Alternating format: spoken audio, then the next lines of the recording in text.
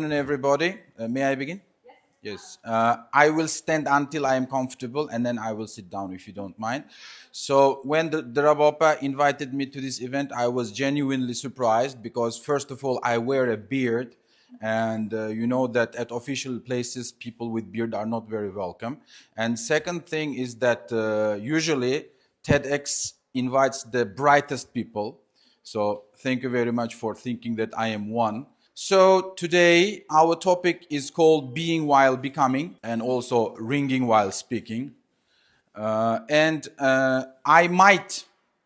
don't have that intense interaction with the audience, but I might ask you some questions in the course of my speech. So being while becoming, please raise your hands if you are trying to become someone. Everybody is, right? Whoever is conscious wants to get from point A to point B, right? Be it something material, something tangible, untangible, etc. So when we are trying to become someone, it is really important to know, to be conscious of the fact who we are, right? So we should not lose our identity. So, of course, this presentation was designed by Iskandar Sattibayev, who just skipped the screen. So, whatever. Let's talk about Maslow's pyramids very briefly. Everybody knows this pyramid, and this pyramid is famous for describing human needs, right? And at the bottom, we have physiological needs. These are called the basic needs, because if we don't fulfill them, we just die. It's like food, drink, sleep, etc. And second thing is safety needs. For example, we need a shelter when it's too cold or too hot, or we need protection from wild animals and stuff like that.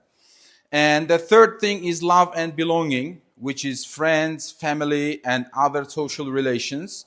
And importantly, even animals have these needs, because every animal needs feeding. Every animal needs something like a den or a nest or something like that. And of course, we know that there are animals which live in an organized manner. Take, for example, wolves or dolphins, right? They form groups with which they hunt for other animals, etc. So it means that if we fulfill these three basic needs, we make no difference or no big difference from animals. So in order to show that we are humans, we have to go up, which is self-esteem. Self-esteem is when we respect ourselves for something.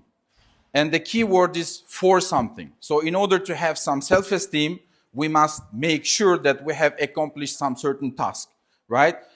Be it graduating from university, be it learning a foreign language or getting a good job, whatever. And of course, when we fulfill this need, still we are an average person, because there are literally billions of people who speak foreign languages, who have jobs, who have families, right? And it depends on who you want to become in future, whether you want to go to the top or not, right? Do I need self-actualization? And self-actualization means revealing our talents and our abilities which other people don't have, right? So please raise your hand if you want to be in that blue field. Okay? Good. To go from self-esteem to self-actualization, we have one big problem. What is it? Procrastination. One more click, please. Right. So I believe not everyone, well, at least I, suffer a lot from procrastination. Procrastination is when you keep delaying your tasks, right? And only you get up when you have some deadline and you have to finish something very quickly. Then it kicks in. So procrastination, some argue that is a product of biological evolution and it has protective function. So it is useful for a person to have some procrastination. I might agree with that, but I suffer a lot from this and lots of my tasks get delayed because of this. So I hate procrastination. And of course, while I'm talking about procrastination, it would be very logical to present the ways to overcome procrastination, right? So the next slide shows the main thing the thing, right, which helps us to overcome procrastination, sorry. So, please raise your hand if you are familiar with the concept of motivation. Everybody, right? Because every speaker from every corner is speaking about motivation. And motivation is a wonderful thing because it is 11 p.m., you are about to go to sleep, but motivation comes, right?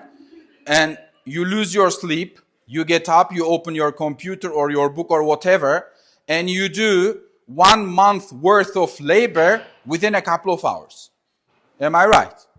Right. So the wonderful thing about motivation is that it's like a drug, right? It boosts your abilities instantly. But what's the problem with motivation? It doesn't last. Exactly. And the problem is that you don't know when it will go. Now you have the motivation, you have sat down, you have finished 2 pages, and then it vanishes in no time. Right? And you lose interest in your task at the instance when you are doing that. Right? So the problem with motivation is that it is a strong means of achieving goals. However, it's not reliable. So it's like poetic muse, you know. Some poets write long poems like odes and stuff within very limited time. However, then they just hang around for years. Why? Because they wait for their muse. Similarly, if you want to achieve your goals and reach that blue field only through motivation, it won't take you far, unfortunately. So what we have to do is discipline, or what we have to use is discipline. I don't know who the author of this definition is, but I love this definition. Someone said, discipline is to do something you don't want to do to achieve something you want to have. Right? So it is not very pleasant learning like hundreds of new words in a foreign language, or it might not be a very rewarding activity to keep writing pages and pages of research. However, do you want to have that PhD? Then please do that. Do you want to get 9 in IELTS? Then please do that, right? So when we are retreating to discipline, we must put our objective in front of ourselves and say that this is the very thing which will take me there. Otherwise, I will fail. So discipline is really important. So you say, okay, I have the discipline, everything is fine. How far do I need to go, right? How long is the path? How long is the road?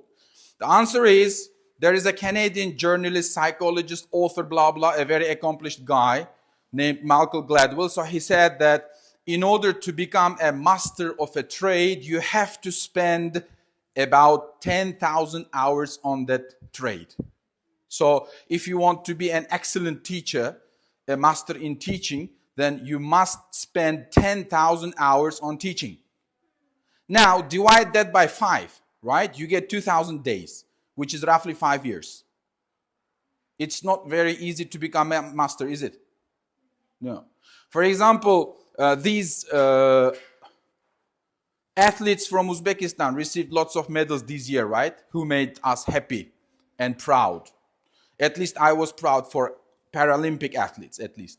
So when we see their rewards, we say, he's so lucky, he got $200,000, he had a brand new car, he got a new flat, etc. But maybe they spent 20,000 hours on that task, right? So when you are dealing with discipline, keep in your mind that you have to go 10,000 hours.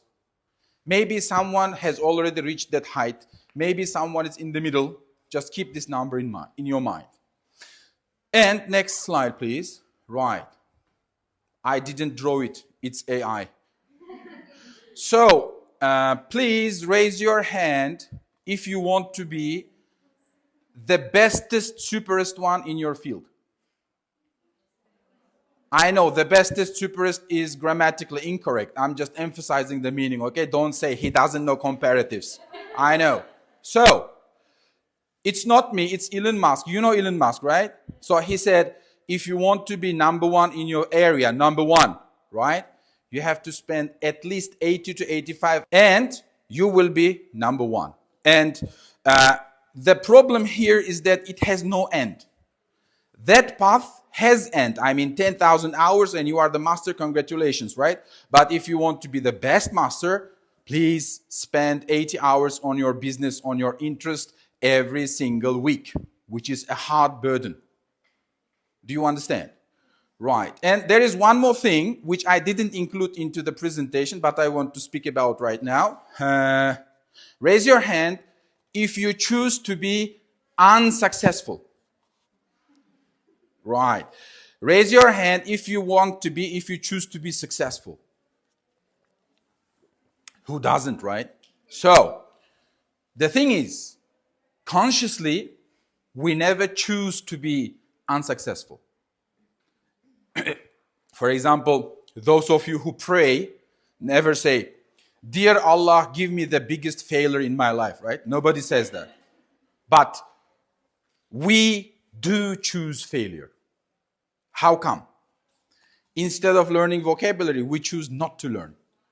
Instead of doing homework, we choose not to do. Instead of doing research, we choose to watch a video.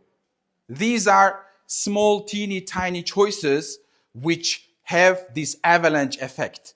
With years, they become a huge obstacle on our way and cause our failure. So if you want to be successful in future, then please pay attention to these small choices which you make every single day, every single hour.